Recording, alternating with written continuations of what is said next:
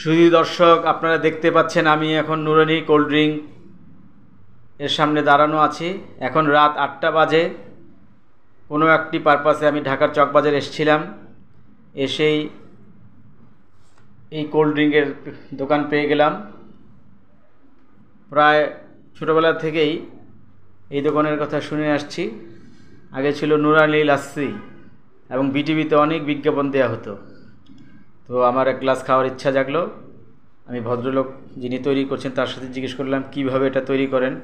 তিনি বলল লেবু আর দই দিয়ে আর বরফ দিই, আর একটা কিছু আমরা দেই, সেটা নাই বা জানলেন, এইভাবেই তিনি বললেন।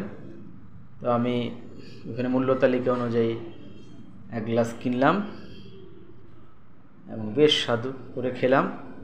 তারপর আমি আমার গন্তব্যে যে উদ্দেশ্যে এসেছিলাম